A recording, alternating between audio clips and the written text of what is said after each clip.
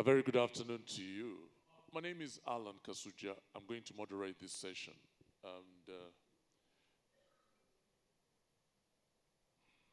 I am a presenter on the BBC. I present a program called Newsday. And today we are going to talk about domestic resource mobilization. And to get us started, to set the agenda for this session, I'd like to invite the Senior Vice President of the African Development Bank to make a few remarks. Let's give him a round of applause as he comes up. Thank you very much.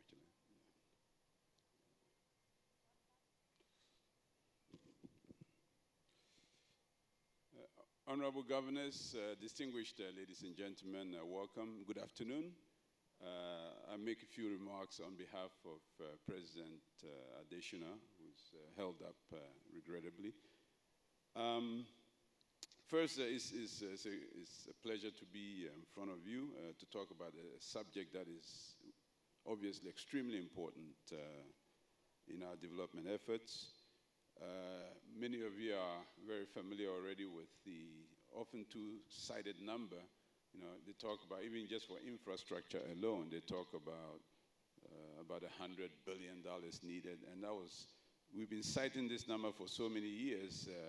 Frankly, I'm waiting for the update to that number. It must be something substantially higher than the 100 billion. But even you start with 100 billion, that is quite a bit of money already, of which typically we say we have around 50% of it.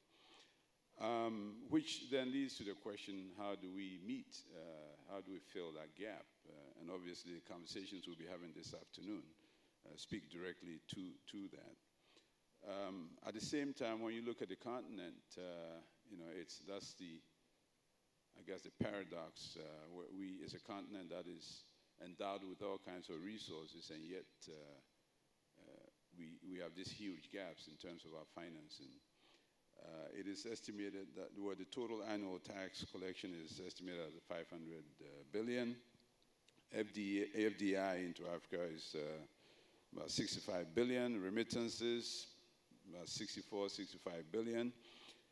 Pension funds, again, the estimate about 334 billion. Of course, PIC being the biggest chunk of that total. And you also have sovereign wealth funds on the continent, about 164 billion. Now, between 2006 and 2014, a lot of African countries, as you know, have issued bonds. They've gone to the markets and issued various bonds. Now, these are all different sources of financing that come in. Now, all of these obviously fall far, far short of what is needed, as, again, we all know. And at the same time, for many of us in the development business, ODA is Overseas Development Assistance is falling. We've seen that even in the last round of replenishments of both the African Development Fund and even, well, IDA did better because they did, as you know, they were able to go to the market to increase the volume of resources that they could lend. Now, savings rates are below 20% of GDP on the continent. Of course, the rise, or the expected rise also in interest rates in the US creates also some competition in terms of the attractiveness of, on a risk-adjusted basis, the attractiveness of African issued bonds. We've also heard a lot of numbers about illicit financial flows. Now, between 1980 and 2009, you know, the estimate is about 1.4 trillion. If you go to the Mbeki report, the report by the body that was led by former President Mbeki, you know, there are all the numbers in there about the volume of illicit financial flows. So just touching on many of the things I'm sure we'll be talking about this afternoon. Now, clearly, this is a great challenge, and most of these challenges are, of course, whether it's weaker institutions or the lack of certain structures, they all contribute to whether it's illicit flows or the inability to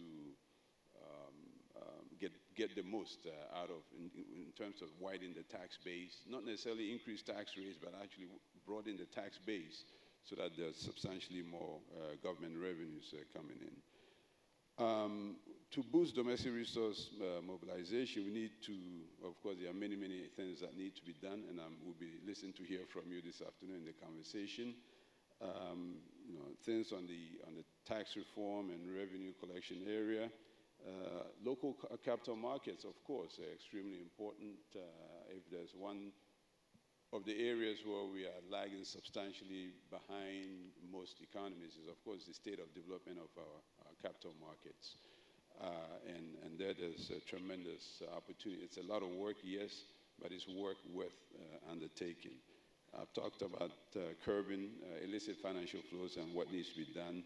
And then, of course, there are many innovative things that could be done, perhaps even at the retail level. And I'm thinking of the Ikiba bond in Kenya, which they were able to raise, you know, some money just through the mobile phones, people essentially buying bonds. Now, the African Development Bank, I'll terminate by, end my remarks with just a few things about what the African Development Bank has been doing. Interesting, and I was telling our moderator that just this morning, in fact, the reason this room is organized in this fashion is because there was a dialogue. Each year we have the dialogue of the governors of the African Development Bank. So there was a dialogue between the governors and the president. And so hence this arrangement for the dialogue. And two of the questions, the agriculture-related questions that were discussed during the dialogue were what the countries, African countries, should be doing to maximize domestic resources for development. And it was through sort of the audience response system, the polling system. So they put 4 answers up, and the governors selected which ones they thought were and in the course of the conversation, I'd like to share with you just some of the answers that were provided. And then the second question was, what do the governors think, or how best do the governors think the African Development Bank can help them assist in mobilizing resources? And again, there were a list of choices, and of course they said, well, these are all relevant, but we say just pick one, and they picked which ones they thought, so we'd be happy to share those also. That was just a few hours ago right here in this room. So it's interesting what they said. But in addition to all those conversations, I'd like to share with you that there are also some real actions that are taking place. Not to the scale that we would like, but there are steps in the right direction. And an example is the support that, for example, the African Development Bank provided to Togo. I hope Togo is in the room, to reform their revenue authority. And I think in just 1 year, it resulted in a 123% increase in government revenues. So this is just one example, and we're looking to, of course, provide such additional support to other countries we have also, and this is an initiative that's been going on for a number of years. It's called the African Financial Markets Initiative, and that is geared towards helping to deepen the capital markets on the continent. And there we provide data, because knowledge or lack of knowledge is one of the issues. And then we also have the African Domestic Bond Fund that was just recently launched. So that's on the capital market side. And then there are many other initiatives, but I'm sure we'll have a conversation, the opportunity to talk about them. So I don't want to take too much more time. It was just to say this is a critically important matter.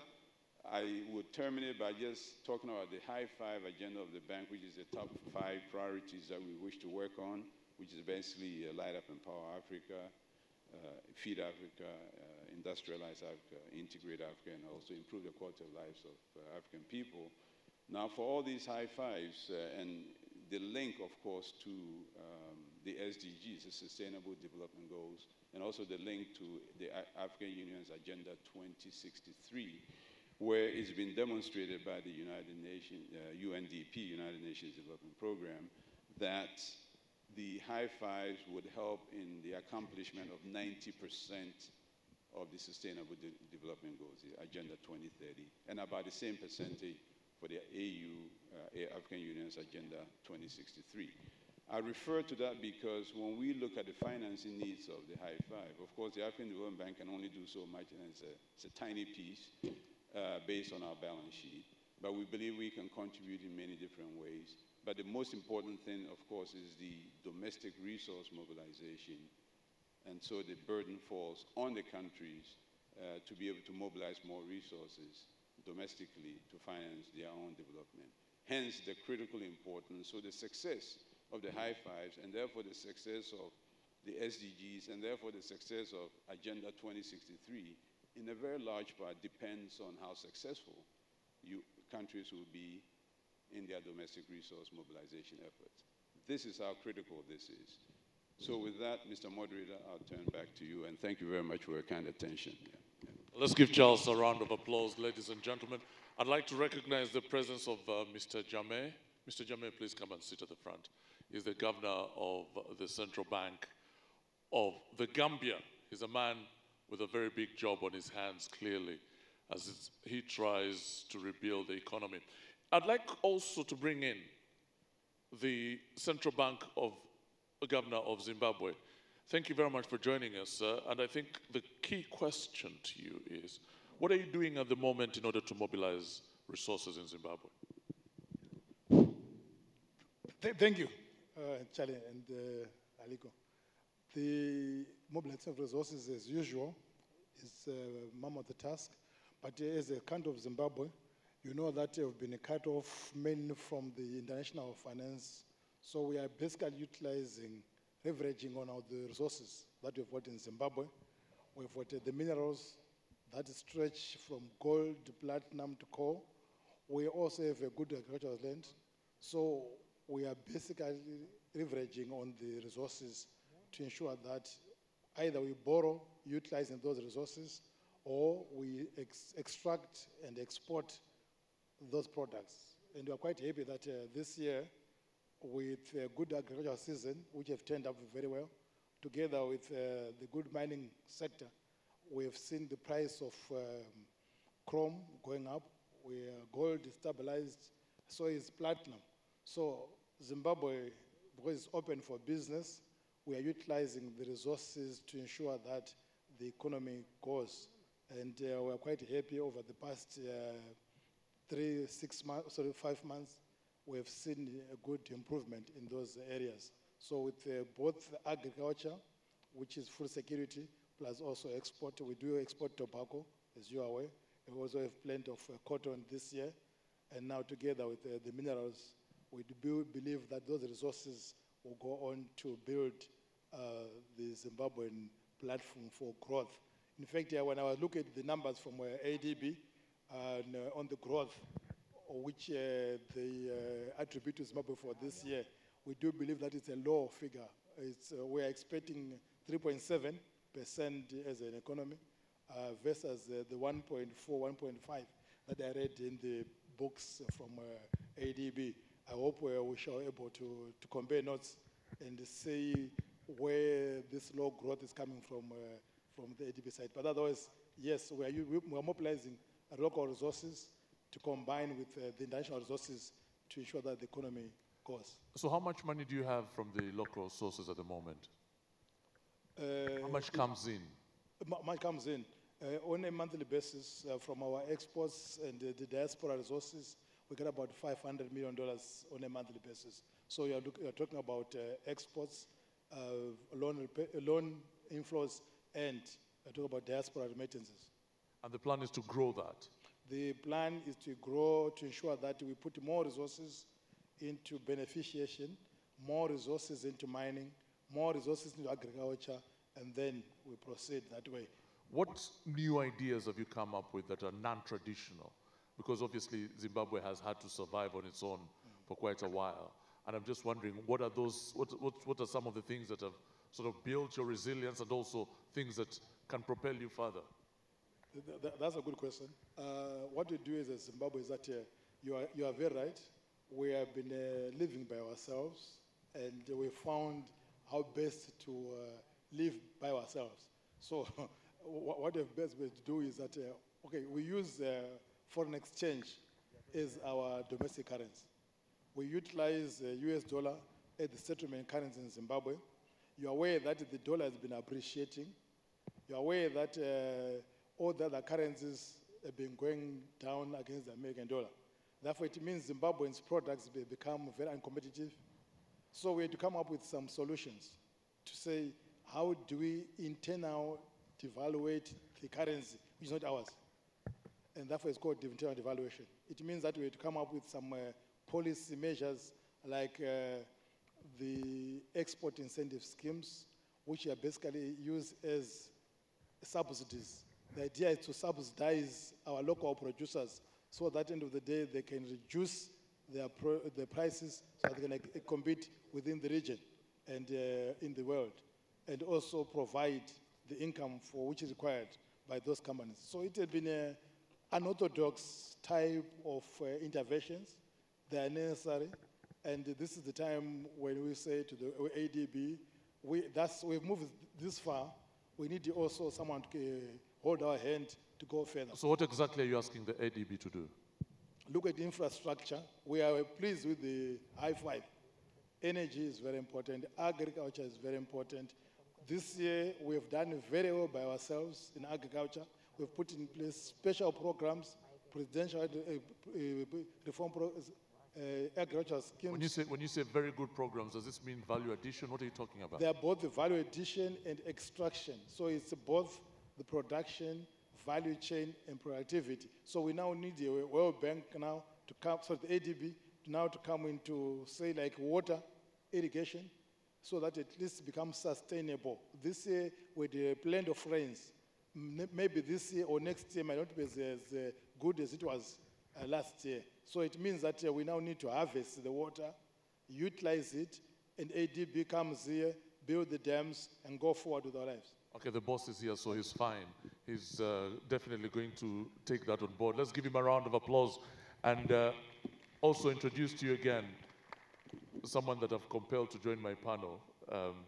He is the governor of the Central Bank of the Gambia. And can I just say congratulations? I don't know if that's appropriate. You've just taken on the job of a pretty interesting political scene. But moving forward, again, could you just paint a picture of what the domestic scene is like as far as raising resources is concerned and what the plan is moving forward? Thank you very much. Gambia used to be, prior to the Yahya Jammeh regime, Gambia used to be one of the highly democratic countries in Africa. But when there was a military coup in 1994, everything changed. The style of even economic management changed. So as a result, we are living with the legacies of the past 22 years. Legacy in the sense that these are very bad legacies because you have rule of law was totally forgotten. There was no democracy. It was pure dictatorial regime where there were no freedom of speech. People were even afraid to talk. So as a result, the economy went bankrupt during... So as we speak right now, how much money do you have?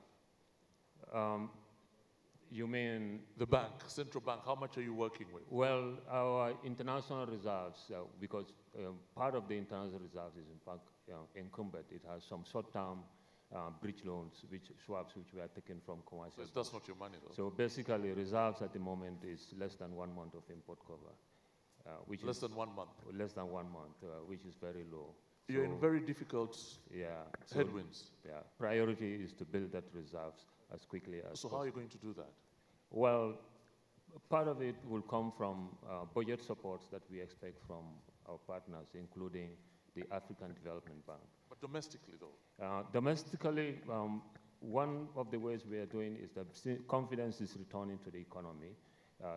We saw signs of improvement because remittances started flowing. Remittance is one of the key inflows to the country. Tourism also is another important sector that brings in a lot of foreign exchange to the country. This year we have challenges because of the political impasse.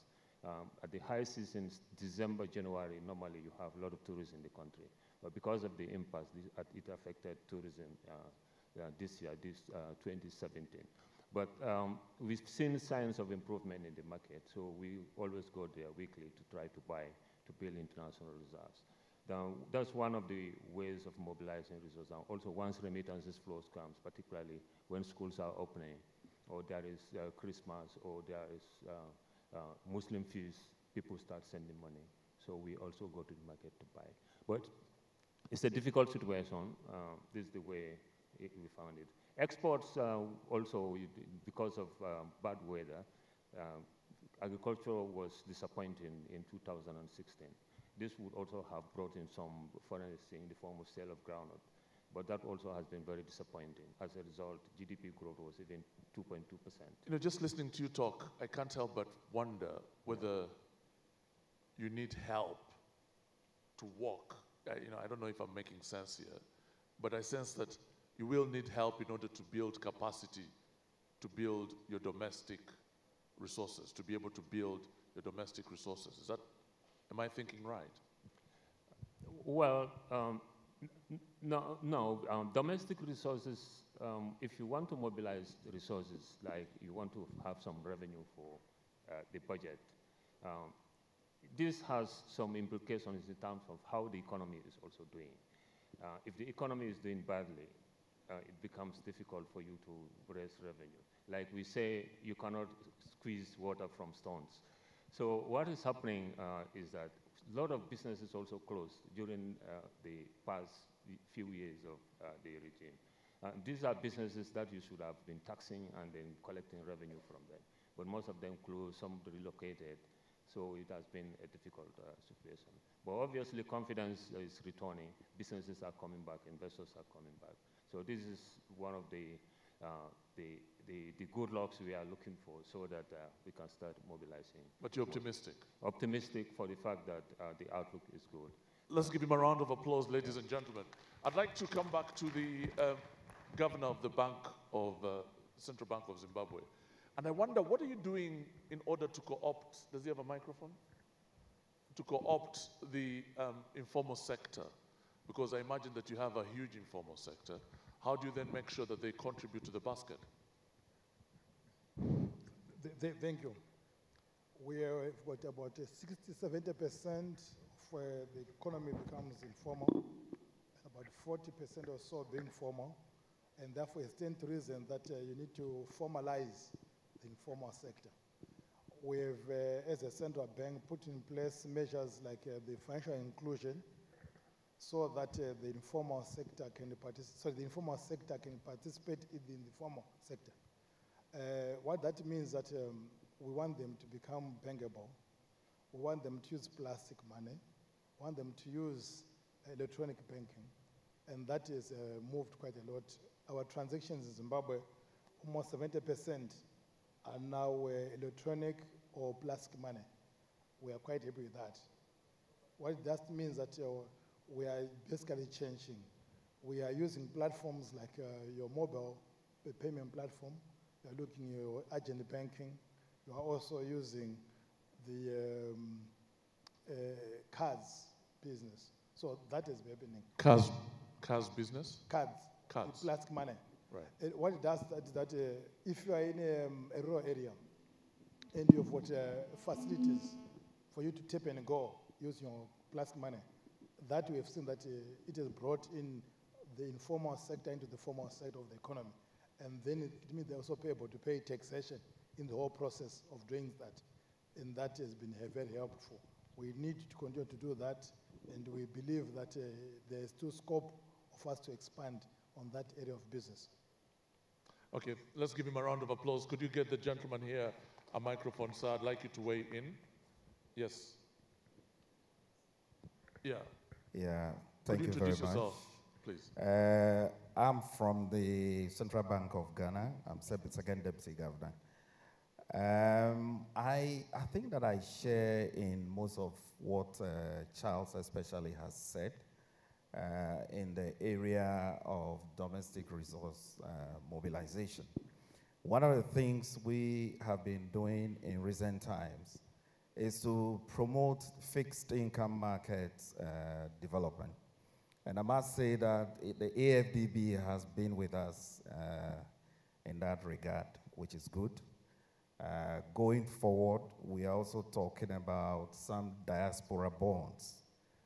Hopefully that will come up later on. That should bring in some. Okay, I'm really going to help you, ask you to unpack that for me and help me understand how you plan to roll that out. Because I don't know if there's been a diaspora bond on the continent that can provide an example for you moving forward. Well, I'm sure there are a couple of examples. We can check with that. I hear Ethiopia, for example, has done that. For us, we are really in the preliminary stages. The discussions haven't gone far. As you may be aware, we already have a very high debt ratio. And so we need to, get around that first before we can bring in that one. Now, in terms of financial inclusion, as the governor from Zimbabwe said, we are also working very strongly there. The informal sector in Ghana is just as big as he said, very large. And so the current administration is putting a lot of premium on that, how to formalize the informal sector. We are pursuing digital finance, which has been very surprising. If you look at the amount of money that has moved from out there in people's pockets into the formal banking industry over the last 2 years, it's just amazing. You are talking about close to about 3 billion Ghana cedis, and that is probably around $700 million that we have seen come into the formal financial system just through digital finance. And so we are leveraging on that strongly.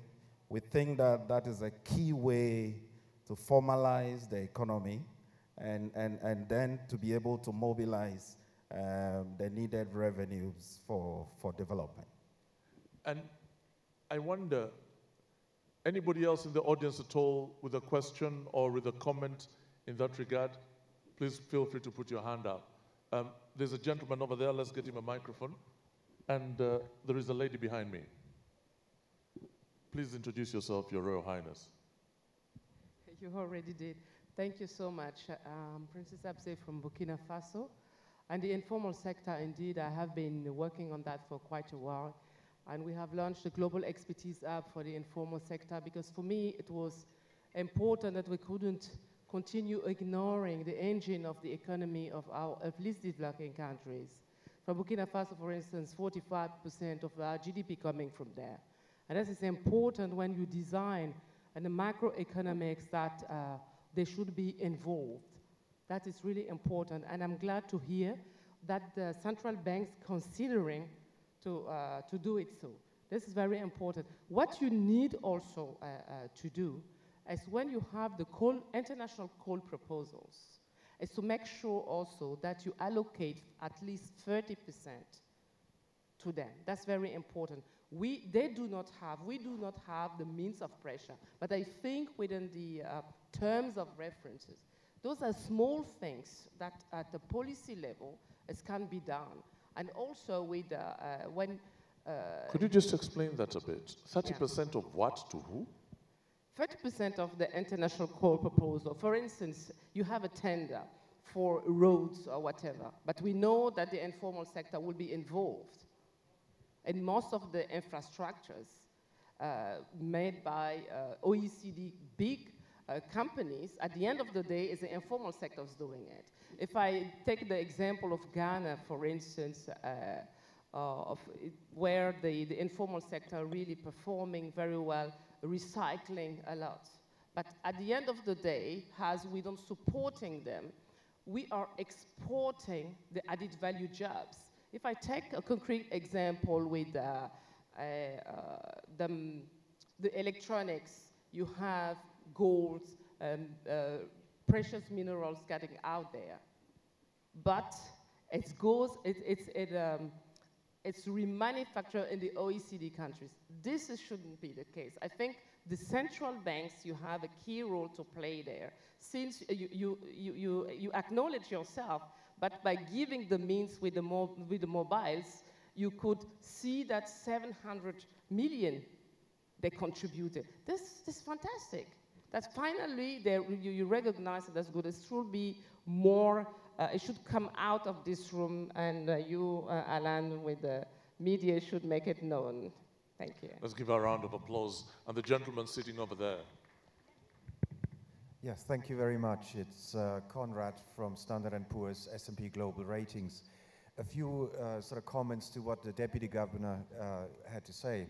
On diaspora bonds, it can be done. There's a very good example, and that's the State of Israel bonds.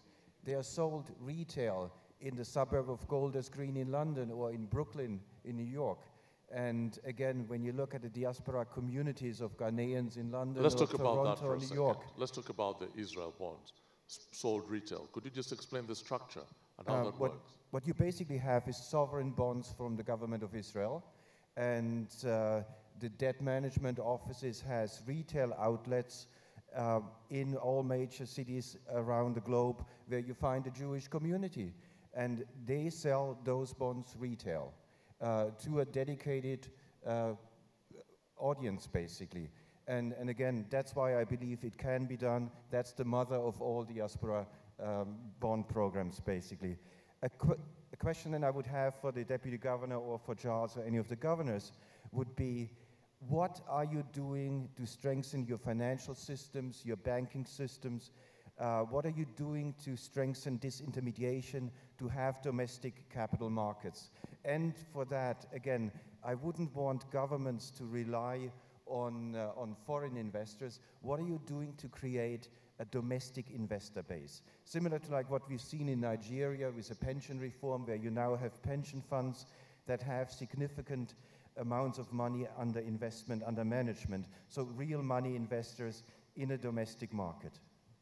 Let's give Conrad a round of applause. Charles, do you want to intervene? No, actually, Conrad, as we were talking, I had a question for you, and interesting, you also threw in a question back this way, so hopefully the questions don't collide mid-air. But you talked about the State of Israel bonds, and I wanted, if you could, to share with us why it's so successful. What are the conditions that make it so successful? Well, I think that's really where the answer is. Does Conrad have a microphone? Could we have you respond to that, please? I think ultimately it's about first identifying your audience, find this dedicated audience, and here with the State of Israel bond program, obviously, the obvious audience is the Jewish diaspora around the globe. And then really, at the end of the day, it's the bonds issued are sort of very standard, box standard bonds issued by the State of Israel. And because you have a dedicated audience, it is actually issued at very favorable conditions compared to other bonds issued by the government of Israel. Okay. And yes. The microphones are a bit of an issue. Yes, go ahead. I just want to say that the Deputy Governor of Bank of Ghana raised a very important point. If you look at most of our economies, we are struggling with debt at the moment.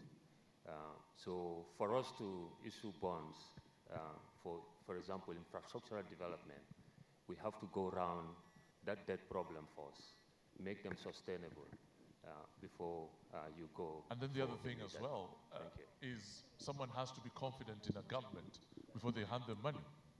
Don't you think? Would you have bought a bond under your namesake, Yahya Jammeh's government? Someone ask. I don't know. So that is an issue. And I think it's the elephant in the room, is it not? The politics of the day is important, isn't it? I wonder if there's anybody who can talk about political risk and those issues, the confidence in the politics of a country. I don't expect any hands to go up. But Anybody? Yes, oh, absolutely, brilliant. Yeah. Thank you. The two things. Yes, about the confidence. We were able to raise funds under the diaspora bonds. How much did you raise? We raised $200 million. 200 million? Yes, I think the best way to do it was to transfer the risk, ZIM risk, and working with the Afrexim Bank, the African Export-Import Bank, were to assume the country risk for Zimbabwe. Under that circumstances, then the funds will flow in to the economy. But hold on. So it means we are transferring the risk of ZIM risk to an external body. Can I just say though? Yes. $200 million from Zimbabweans in the diaspora is not a lot of money. We didn't say we raised all the money from outside the country. We said we raised $200 million to answer what our colleagues were saying from Western Paul. And also, in terms of infrastructure, we've changed our Banking Act.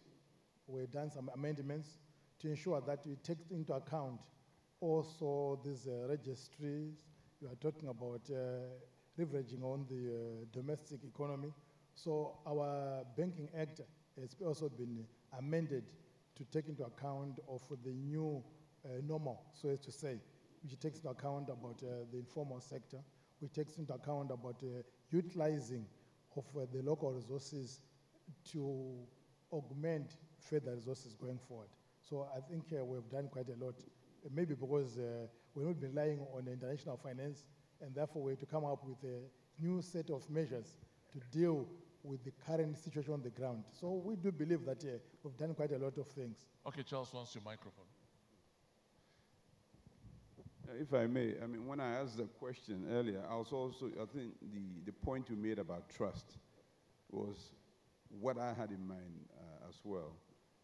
Because whether it's U.S. Treasury bonds or State of Israel bonds or any other bonds, for every one of us, when we decide to invest in a particular instrument, it's one, you want to make sure your capital is safe, right? And then you're also looking for a decent return.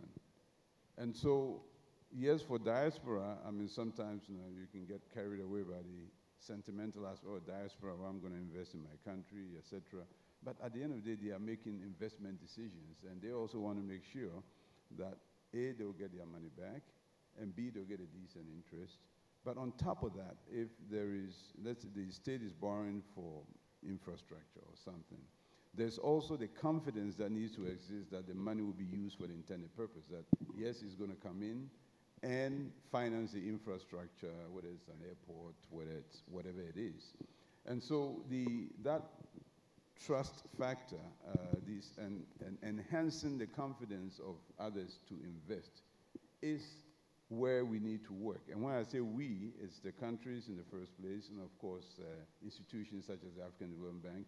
You refer to the Afrexim Bank example, and that's exactly what they're trying to do, also increase our trust factor. Currency risk issues are also there, I mean, to the extent it's a domestic bond of some sort. And there again, the macroeconomic management, of course, and macro stability is also important because they want to invest in something that, and not get exposed unduly to exchange risk. So I'm throwing all these out there because when we talk about remittances, my sense is, and I think we are gathered here, we're not going to be all very conventional, and we shouldn't be if we just want to throw out ideas very openly, is that the remittances numbers that we talk about is probably just the tip of the iceberg. Because when you look at the diaspora, we can look at ourselves, what you send, the money you send home to your mother, or you send to build something, whatever, it's a fraction of your net worth. And typically, a larger part of that is being invested wherever you happen to be, whether it's, whether when you're in US, you're investing in some instruments over there.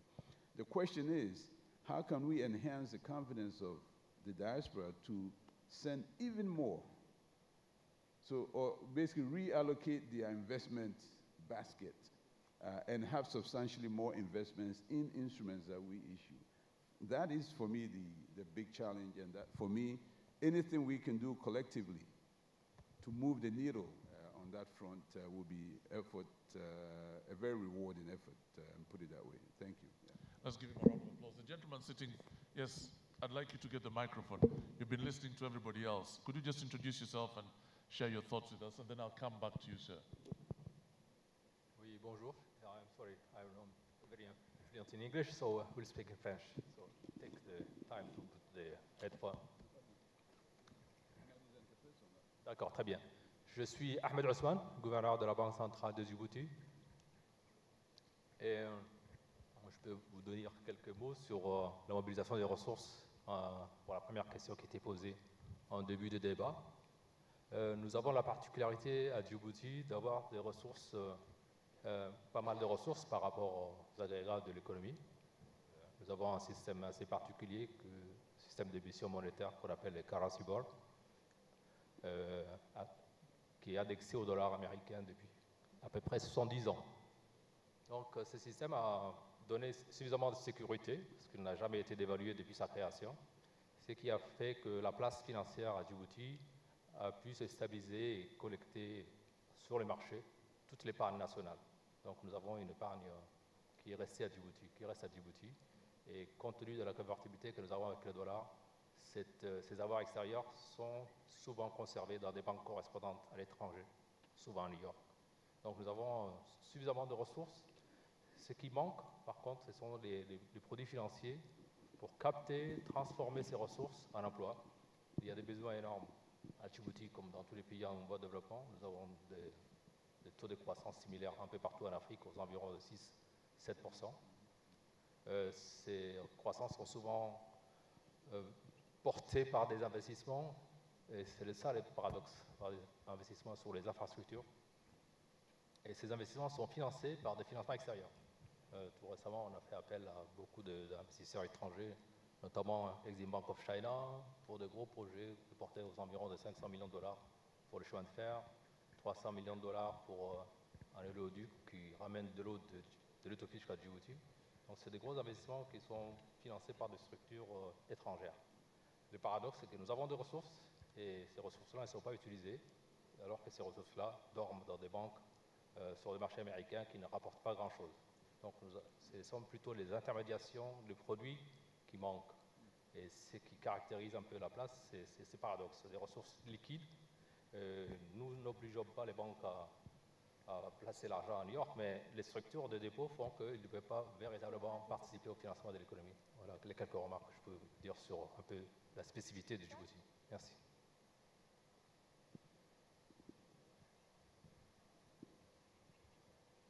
Okay, let's give him a round of applause. Thank you very much, sir, for your contribution. Yes, what would you like to say? Thank you. Thank you, moderator. My name is Wellington Chibebe, Deputy General Secretary of the International Confederation of Trade Unions. I just wanted to pick on 3 points.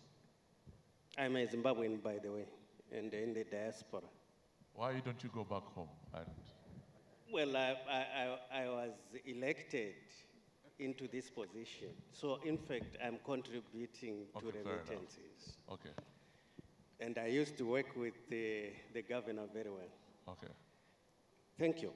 One of the issues that we have realized is somehow problematic in terms of the confidence issue is the aspect of political will. I sometimes sit in the OECD meetings, and some of the questions that do arise is the aspect of how many of our leaders, African leaders, or those who are well-to-do, are locally banked. It's a critical question, simple but very critical. If we are trying to mobilize resources internally, but those who are in positions of authority are banked outside their own countries, what impression are we creating?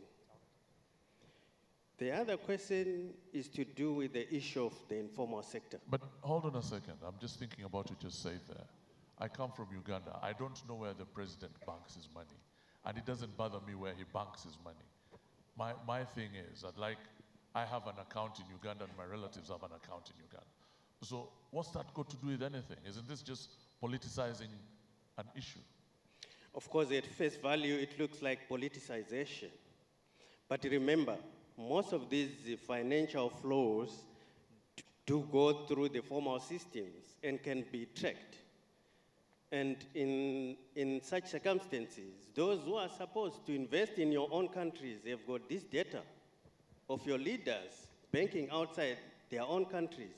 But on the other hand, they are calling for investment into their own countries, and they are calling for their nationals to rally around them in terms of resource mobilization. Are we being sincere to ourselves or to our nationals? So I don't want to sound simplistic here, but what you're basically saying is if President Museveni opened up a bank account in a bank in my country, that should inspire other people to do the same, to keep their money in the country. Of course. It will be a different story if your people or yourself pick it that is banked in no man's land or in the islands of man. All right. It's a different story. Point number 2 is to do with the informal economy. I think, I'm not an economist, but I think those in the economic sector have got this to say that you eat what you grow. Generally, we rally our governments and come up with policies in order to mobilize resources within the informal economy in terms of taxation. But how much do we invest in that sector in terms of resources or capacitating the informal economy in order that we get returns? Generally, you realize that without the element of investment, we are creating jewel and enclave economies. Who's supposed to invest in it? The governments, because you have to not to put money, but create the environment, enabling environment for the informal economy to operate. Let's unpack For that. example, for example, most of the informal economy people are not banked, and they cannot approach any bank for loans, small or otherwise, because they have no collateral. What are we doing as national banks to ensure that these people are capacitated in order to get small loans? Okay, give me an example of a solution. I'm saying let's create an enabling environment. Well, you know, let's that's a broad statement. Yeah. What does an enabling environment look like? What For does example, come up with policies that will enable the informal economy to approach the banks and access loans. Why are we accepting that big business can approach a bank and access loans and therefore contribute to the economy in terms of taxation, but the informal economy is expected to contribute to the national economy by not accessing finances from the banks? What are we doing about that? My last comment. I'm going to ask you to respond to that after he's finished his last comment, and then I'll come to you too. Okay, my last comment is in relation to the illicit financial flows you just mentioned. Our reading of the Mbeki report would give an impression that Africa is losing 52 billion per year in terms of illicit financial flows versus 47 billion in terms of ODA. Assuming that we put our house in order and track all these outflows, will we be going out to the international community looking for aid if we consider 52 versus 47? Okay, what are our political leaders doing about it? What are the banks doing about it? Okay, thank you very much, sir. Let's hear from Mr. Jameh. I just want to talk about the informal sector, having them to be part of the financial system. If you look at, in many countries, the financial sector, you have layers. You have banks, you have finance companies, and you have microfinance companies. So in the Gambia, we have these layers of financial institutions. People go to banks. These are normally the formal and other people who have, because they have minimum capital, which you must meet. Then you have finance companies, and then below that you have microfinance. These are village savings and so forth. So you find that somebody with even $2 can just go to microfinance institution and save money. Somebody with even $1 can save. So these are the ways, and they can also go there and borrow. So this is the way we try to incorporate them in the fund. That's interesting. The Equity Bank in Kenya did something similar for very many other people who are involved in the informal sector. If you drove through Nairobi on certain days, you found long queues of people waiting outside their banks to borrow the equivalent of a couple of dollars so that they could go make some money. And then they used to pay it back before the end of the day. What about you, sir? What would you like to say? Merci.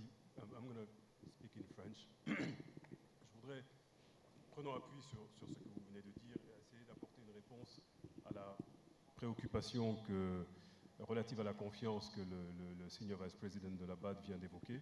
Je suis de la Banque centrale des États de l'Afrique de l'Ouest, conseiller spécial du gouverneur, et nous sommes en train de travailler avec un établissement émetteur de monnaie électronique qui est lié à qui est la filiale d'un groupe de télécommunications tout à fait important, pour essayer de définir un produit de transfert qui va permettre à des agents économiques d'un pays étranger de rapatrier des ressources vers les travailleurs immigrés, de rapatrier des ressources vers leur zone de départ en utilisant les services financiers mobiles, en fait, la technologie mobile, de sorte qui rend possible le fait que, j'allais dire de manière instantanée, un compte de monnaie électronique ouvert et approvisionné dans un pays du Nord peut servir à alimenter un compte de monnaie électronique ouvert et constitué dans un pays comme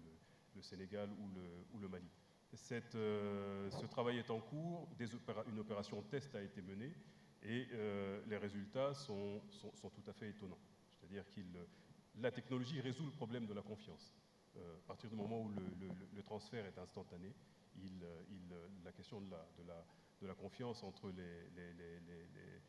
les différents agents économiques ne se pose plus, et cela va permettre effectivement de faire en sorte que des ressources qui évitaient le système bancaire soient on va dire, réintermédiées d'une certaine façon dans un système financier formel.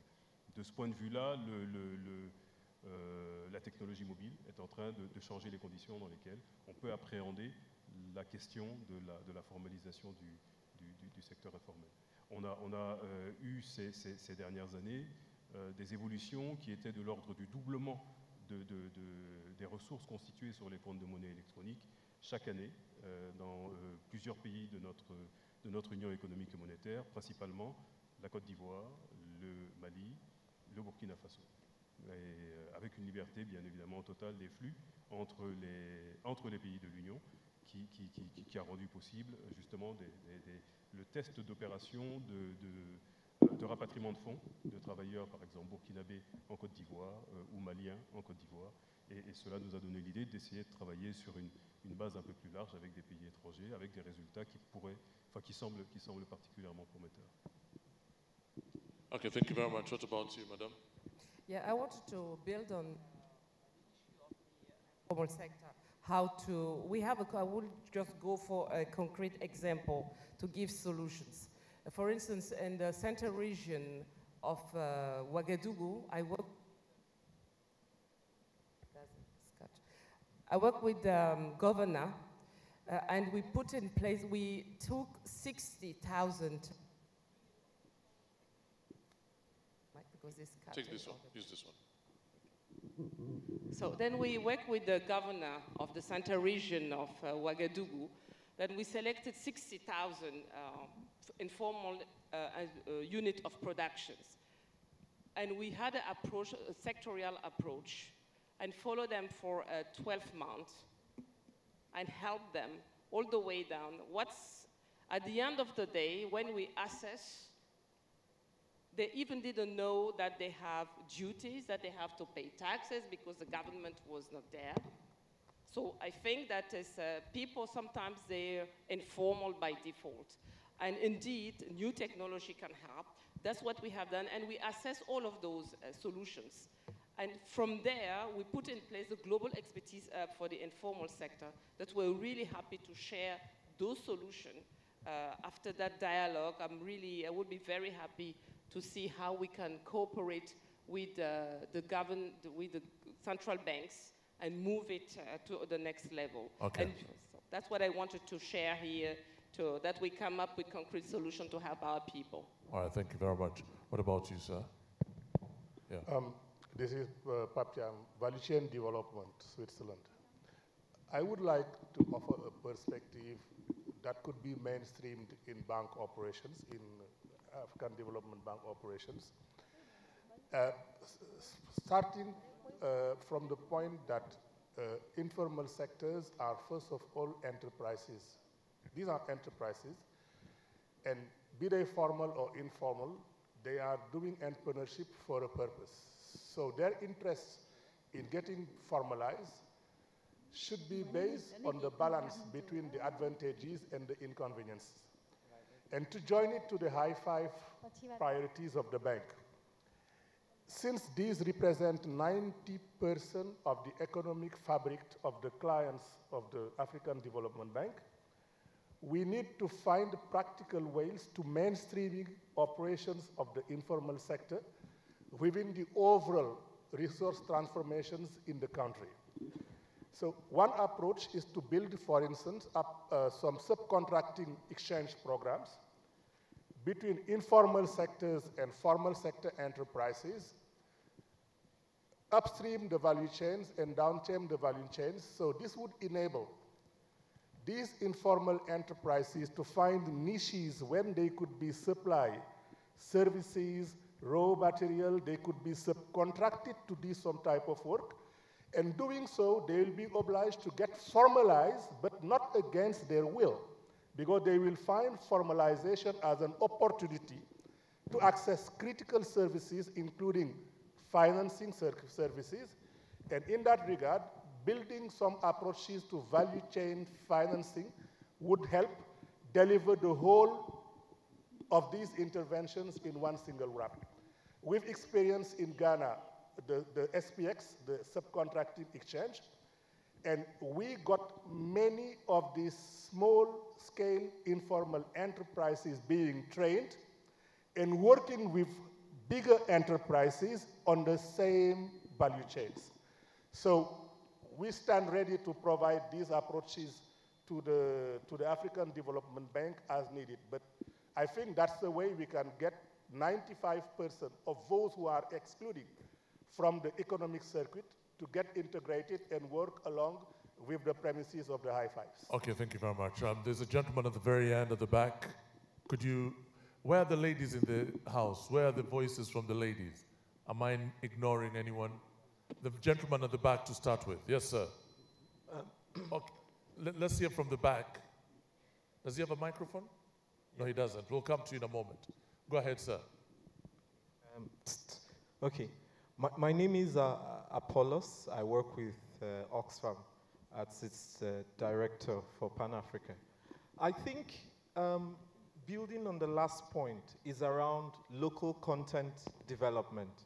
We need to review those policies to ensure that our local content policies are drawing local investors, which will then increase the tax base in the countries.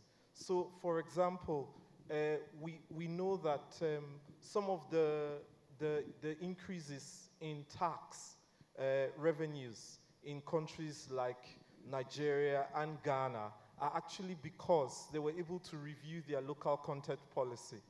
The second is around the fact that we need to consider that tax havens are responsible for capital flights and illicit financial flows. And it's helping particularly the politicians. I'm not going to give all the data here, but it's helping them to be able to support multinationals, to be able to move monies out of the countries to tax havens, you know, and that is reducing domestic resources that can be reinvested in these countries. So it's important that we begin to look and coordinate a policy that ensures the closing down of tax havens, which is responsible for IFFs and also reducing domestic resources, particularly for Africa. I'm just thinking, as a Ugandan, what can poor Uganda do to influence the closure of a tax haven? Well, it's not necessarily about the poor people on the ground, because they actually don't have that political power, except where you want to start a revolution in these countries. And I don't know if we still have the appetite for that. But then, it's not ruled out if it's possible. No, because the key question is, you're saying that these tax havens have a role, you know, the shutting down of the tax havens, from what you're saying, yes, would be key in helping boost domestic revenue. Yes. I'm just wondering what individual countries can do in order to achieve that. Well, it will require political will, because, I mean, if you consider, I've been to one of the tax havens as part of my work, and I did have discussions. And I discovered that, you know, some of these small islands and all that, the host governments are actually backing these tax havens, because then it helps them keep stolen wealth in their countries, and they invest it there and use it to develop their economy. And most of this is coming from our African member states. You know, some of them are even owned by leaders, our own leaders. So it's actually important for some of these governments to take the political will and develop policies or laws that will close down these tax havens. Okay, let's get a microphone to the front here. There's Deputy Governor of Ghana in a moment. Just hold on, sir. But let's come back to the gentleman at the back. Hello. Yes. Okay. I want to speak in French. Je voudrais parler en français. Merci. Je voudrais juste évoquer deux questions. La contribution de la diaspora dans le financement, dans la mobilisation des ressources, ainsi que la question du secteur informel. Pour ce qui est de la diaspora, on a parlé d'obligations, mais je voudrais un peu mentionner que la diaspora contribue d'une certaine manière d'ores et déjà à travers l'envoi des migrants. Pour ce qui est du Sénégal, ces montants représentent 10% du PIB.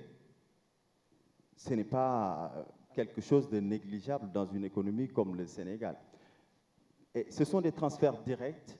Une étude a été réalisée et qui montre que ce sont des transferts directs qui profitent beaucoup au monde rural. Donc, à ce niveau-là, cette mobilisation est non négligeable.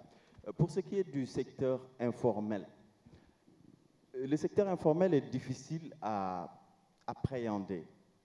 Nous avons eu une expérience où un impôt synthétique, un seul impôt représentant 6 autres, a été mis en place avec un système déclaratif incitant les personnes qui sont dans le secteur informel, qui représentent quand même 46% du PIB, donc à venir déclarer. Ça n'a pas eu la réussite escomptée, et la difficulté pour appréhender ce secteur est beaucoup plus large.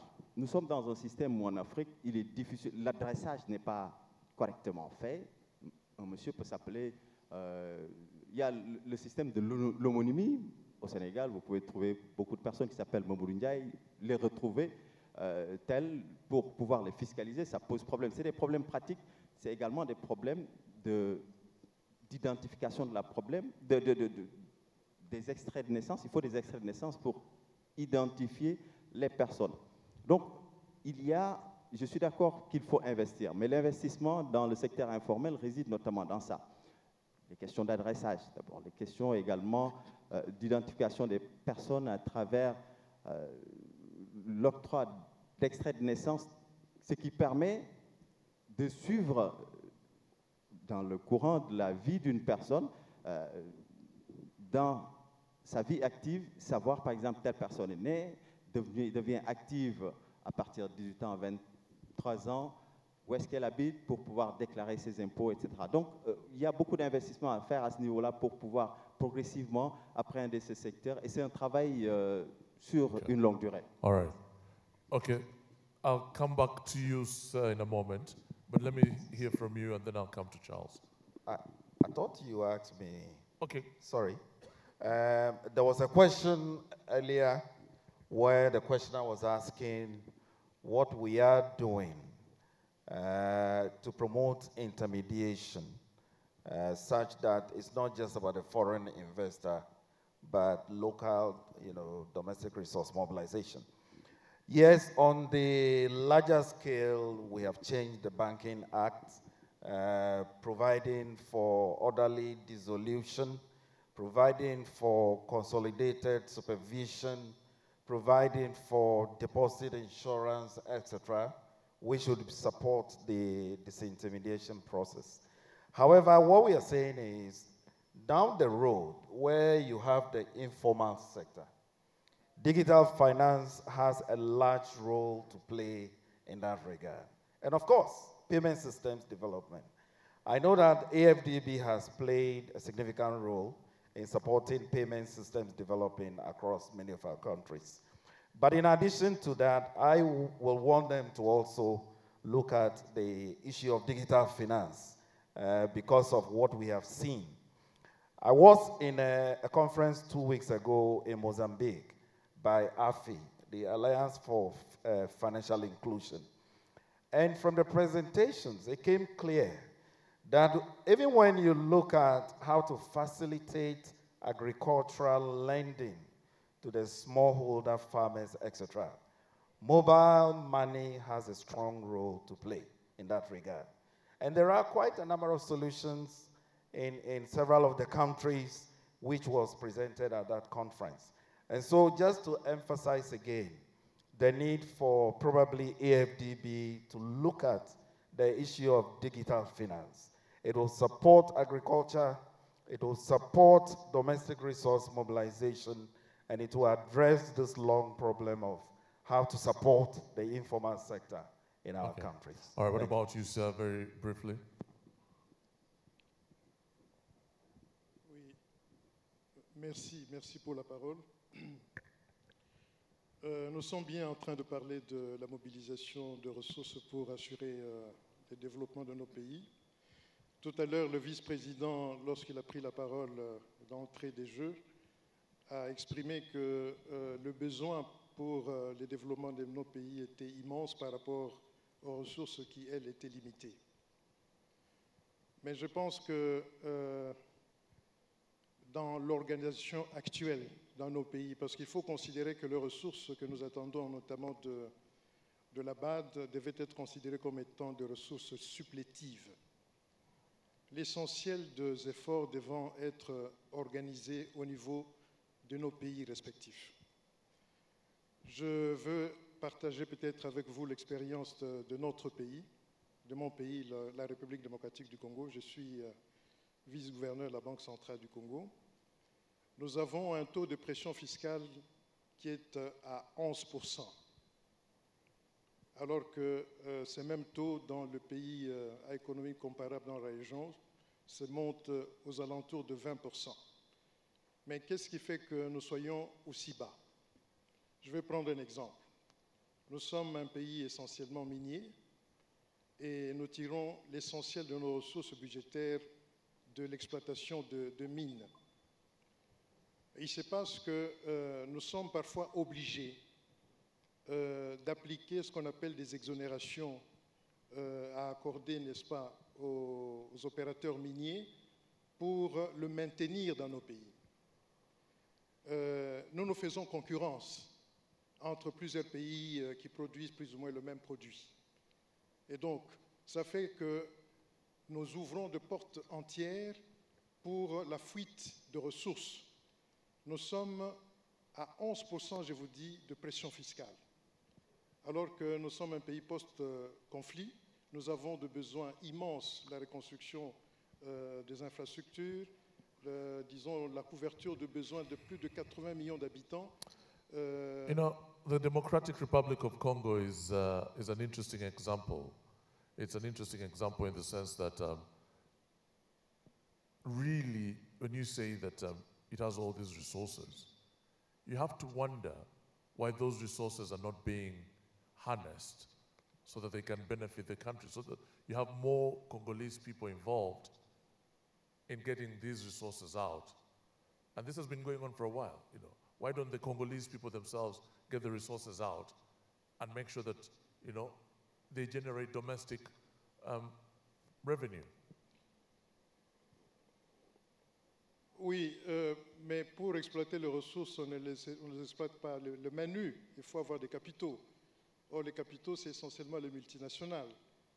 Et donc, le propos que je suis en train de tenir, c'est de dire simplement que dans le cadre de la coopération avec ces multinationales, lorsqu'elles viennent chez nous pour exploiter, par exemple, mais la part qui doit rester au pays doit bien rester au pays.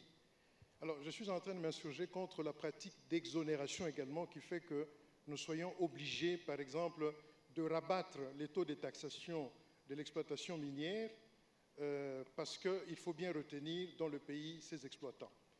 Mais tout à l'heure, vous faites allusion notamment au fait que bon, les Congolais, peut-être, les groupes nationaux n'exploitent pas. Je crois que vous avez lu les rapports du président Mbeki qui parlait de plus de 50 milliards qui quittaient l'Afrique illicitement.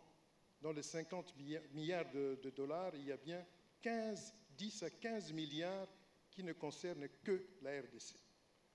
Et donc, je pense que si nous réorganisons les choses, nous pourrions avoir des besoins, puisque les besoins restent immenses, mais on aura de moins en moins recours, disons, aux institutions pour pouvoir couvrir ces besoins.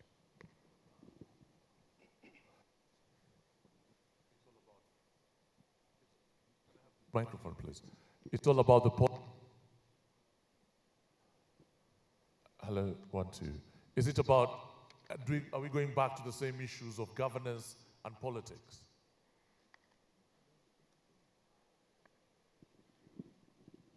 Because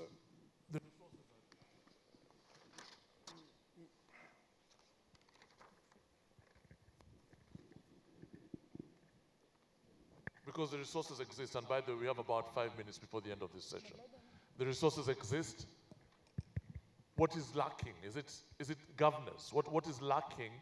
Because I still don't understand how a country as rich as the Congo is having to depend on other people in order to harness its resources. This has been a recurring story for a very long time. Why doesn't the Congo sort itself out? What needs to happen? Mais je crois que vous êtes en train de suivre tous les progrès qui sont faits, parce qu'il faut certainement une normalisation de la vie politique d'abord. Vous avez appris que nous avons des élections qui pointent à l'horizon. Je crois que lorsque ces problèmes vont être derrière nous, il y aura d'autres améliorations qui vont arriver. Pour l'instant, c'est vrai, le pays, comme on peut dire, peut peut-être représenter un risque important en raison de tout ce qui se passe actuellement. Mais nous sommes en phase de normalisation, donc je ne pourrais pas dire que ce sont des conditions peut-être politiques qui minent, disons, la réussite économique. Okay. All right, very briefly, sir. Sorry, I'm coming to you, sir. Don't worry about it. I'm coming. Very briefly before I go to the gentleman. Yes, thank you, moderator. As my governor rightly said, we are so much promoting financial inclusion in the Gambia. As we know, most of the commercial banks are largely excluding the large part of our population. Microfinance institutions are mobilizing a lot. Local resource mobilization, they are even going inside the markets to mobilize savings. And at most of their branches, they had enough even to finance the women group financing at the local level. Hundreds of millions of dollars have now been sent as loans to women groups and across the country, and these are now being expanded, and repayment is 100%, mainly for 4 to 6 months loans. These are very impressive. They also mobilize funds from development finance institutions, from the local projects, from the state parastatals, what they call deposit for development. That's also been very key source of resource mobilization for them. Thank you very much. So we'll come to the Gambian governor in a moment. What about you, sir? Sorry for coming to you so late. Yeah, thank you very much, moderator. I would like to come back to this whole issue of diaspora bonds, because we know that there's a huge injection of remittances from the diaspora into the African, to our member countries in Africa.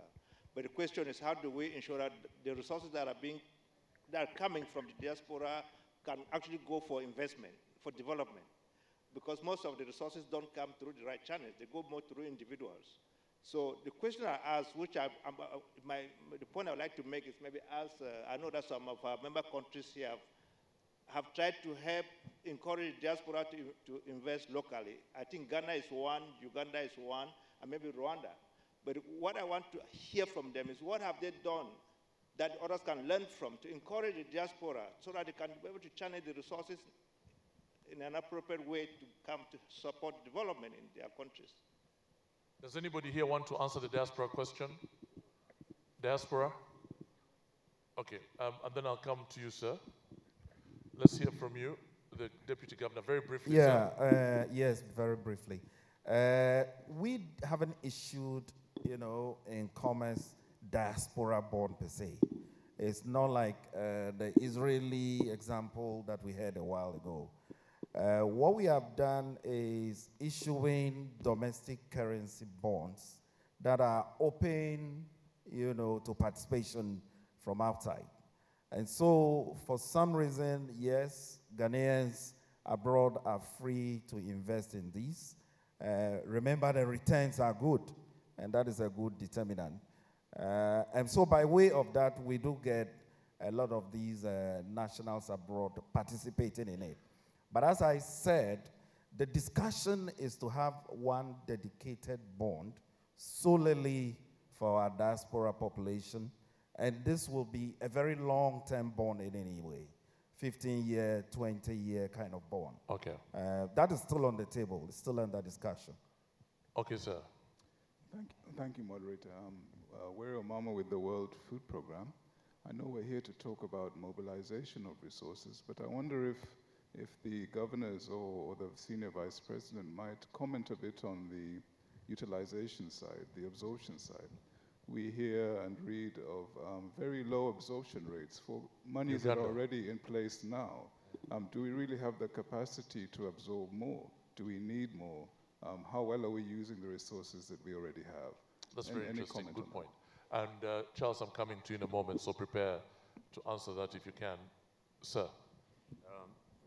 I just want to briefly comment on remittances and also on resource-rich African countries, the challenges they normally face.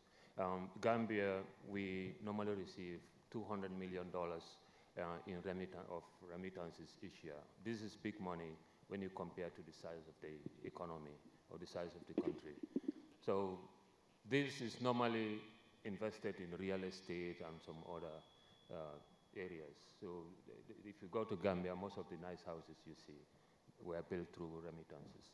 Now, the other one I want to talk about is now having natural resources and how you utilize it.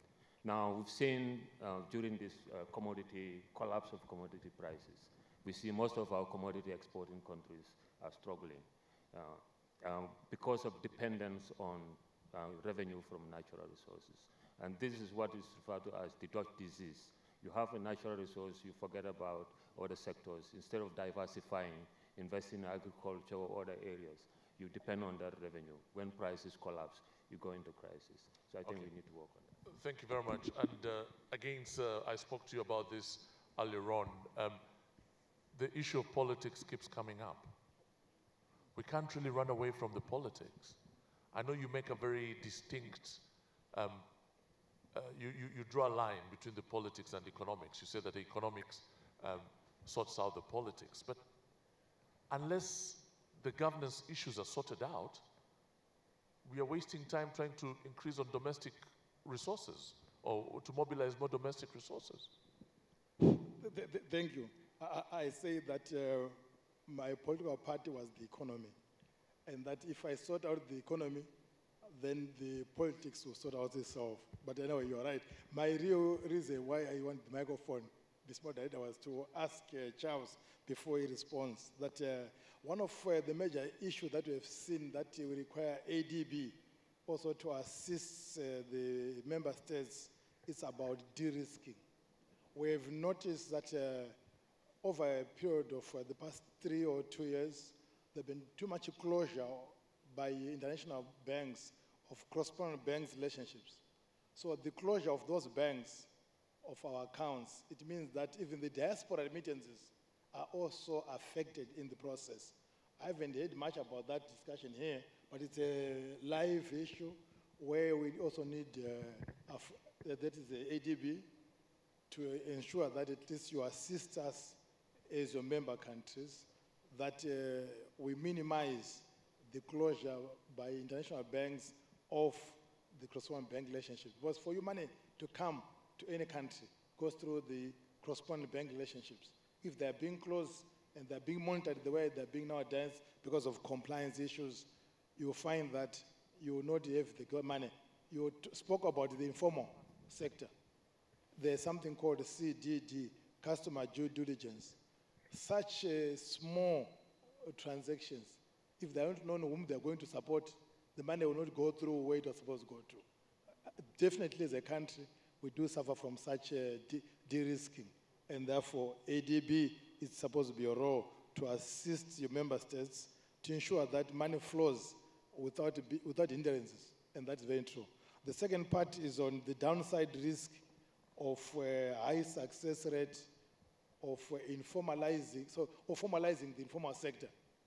In our country, because we've been very successful to formalize the informal sector, the problem is that some people, they're now in the queues.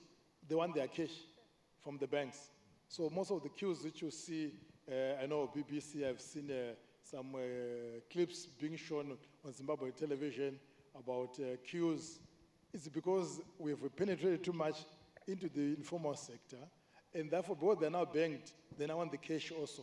So it has its own downside risk, and I just thought you should know that part of the story. Thank you. Thank you very much. And before Charles makes the final remarks of the afternoon, could you turn my microphone down a bit, please? Yeah, thank you.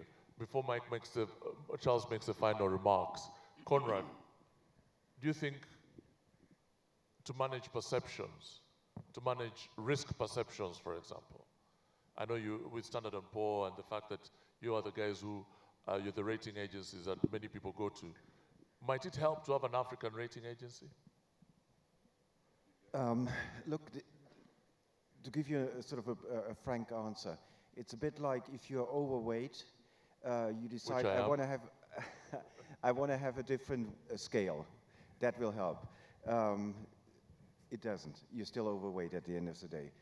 But let me come back to the whole risk perception story and what you kept on bringing up about political risk. Yes, it's true when you look at the majority of our ratings, they are non-investment grade. Why are they non-investment grade?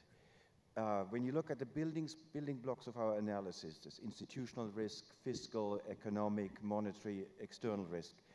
It's the institutional risk which captures political risk, where most of the countries score very badly. And that's kind of hardwired into the rest of the analysis, yeah. So with regards to achieving better results, getting better ratings, yes, let's do something about governance, about political risk. Okay, now let me ask you, how do you guys work? Do you negotiate these rates with people? Can I pay you to improve on my risk or to improve perception? I'm afraid the two of us cannot negotiate. Okay, fair enough. But it would be very interesting, and this is something that I'd like us to talk about as well, because African countries depend on rating agencies, and I'm saying this, Conrad. I met Conrad last night. I like him, and please don't take this in any other way other than the spirit in which it's said. That African countries just might benefit from having a rating agency that is Afrocentric. I'm just wondering if that's an issue. You seem to agree with me, John, the governor of the Central Bank of Zimbabwe. Do you want to address this? Because I'm sure you don't agree with the perception, with the way... The issue is, how do you measure political risk? There's no science. There is no rocket science about measuring it. It's about perception. And if perception is measurement... If President Mugabe is not liked? But that's perception. Yeah. It's, you know what, if you look at our country, the president's been voted for in the country, and there is nothing done wrong to ensure that the risk goes up. Okay, so in your case as a central bank governor, do you struggle with the fact that sometimes this perception gets in the way of attracting investment? Definitely. Right now, Zimbabwe has been sanctions since 2001. As a result, it increases perception risk. It means that you cannot come and invest in Zimbabwe, but you know what? The returns are high. Zimbabwe is very peaceful. There is no civil war. There is nothing which we can use as a political risk. So end of the day, all these things are, it's a matter of perception. You say, do you need to buy? Obviously, don't need to buy, but you know, if you want to read the newspaper, you will come with the wrong perception about Zimbabwe. People, we have got investments in Zimbabwe, they are yielding their investments, we are remitting their dividends, and end of the day, the question is, who is there to have a fair assessment? But let me flip that a little bit. Zimbabwe, President, and I'm really sorry to specify that, to talk about Zimbabwe specifically, No problem. but now that you're the governor, I'm sure you'll get as good as you get. You'll give as good as you get. You have a situation where there are questions about what happens after President Mugabe's term in office. There are all these issues, questions of power struggles. That's not going to work in your favor. Do you think your government is doing enough to make sure that investors are reassured? Because again, it seems to go back to the political issue, that the governance issues need to be resolved. Two things. In investment, you use the historical. We have been open for investments since 1992. Zimbabwe's position is very simple: capital in, capital out, both for dividends, for profits. That has remained solid. It has never been changed. Two, the elections are going to be in 2018. And in any country, when you vote elections, the purpose of elections is for people to elect their leaders. And therefore, you cannot make your decisions right now because of next year. We need to make a hay when the sun shines. Those who are coming to invest today, they are getting their dividends, they're getting their profits, and they get the money out of the country. So end of the day, it's not good to have this blanket political risk agenda on an African economy, because at the end of the day, we lose resources at the end of the day. All right. Thank you very much. Let's give all the contributions a round of applause, ladies and gentlemen. And then the final remarks this afternoon are going to come from the Senior Vice President, Charles Obama. Thank you very much, Alan. Perhaps before I make my remarks, a couple of quick, responses. One was the Deputy Governor from Ghana, excuse me, about digital payments, etc. And we are already assisting a few countries in that. Where in Nigeria, I think there was a successful, and more recently in Benin, where for farmers, they get this was for fertilizer, to buy fertilizer before going through intermediaries. And what happened was that they were really not getting the money to buy the fertilizer and therefore affecting yields. And now they get the money directly, and the result is there in terms of, so that's there. And we have a whole department that works on that, so people that are interested, we are certainly, I'm happy to connect them. And they also take care of all the financial inclusion work and so forth. So there's a, sorry, I got a scratchy throat here. We have that. There was an excellent question from a gentleman from, I think, World Food Program on the youth side. Excellent, because I always like to say that the success of resource mobilization really depends on the use and your track record of use. Use in terms of where the money has gone for the intended purpose, and the use to the extent that has happened, where that enables you or puts you in a better position to repay in the case of loans that you've contracted.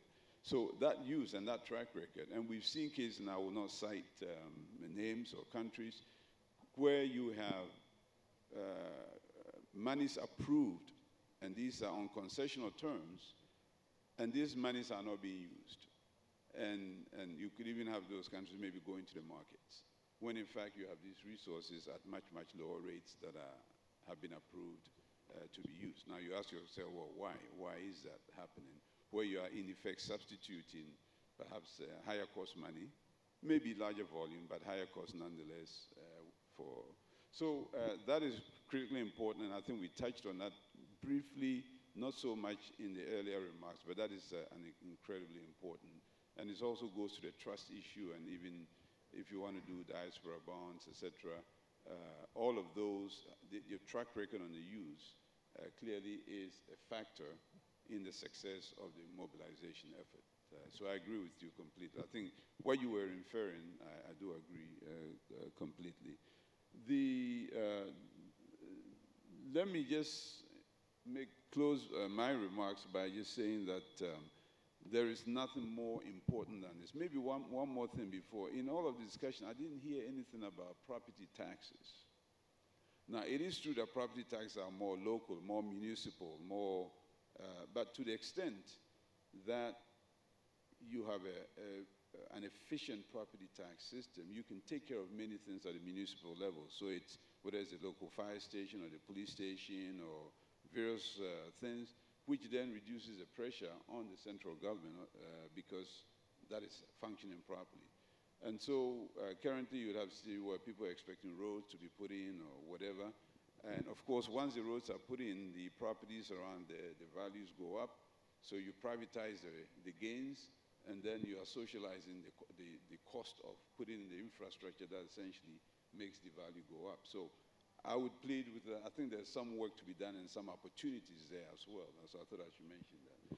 But finally, clearly, this is an area that the success, I'll go back to my opening remarks, the success of I-5s, the success more of the SDG, Agenda 2030, the success of Agenda 2063 of the African Union depends largely on how successful we will be on this resource mobilization effort. And as a result, we, the African Development Bank, is ready to engage in conversations, and more than conversations, on actual initiatives that would make things happen. And so we welcome we actually encourage you to approach us on your different ideas, on your different projects, and we certainly will be happy to, hopefully take them to the next stage. So thank you very much, and nothing could be more important than this topic. Thanks a lot. Yeah. Let's give him a round of applause. Ladies and gentlemen, thank you very much for taking part in this very important discussion. Again, my name is Alan Kasuja. Thank you, and have a lovely evening.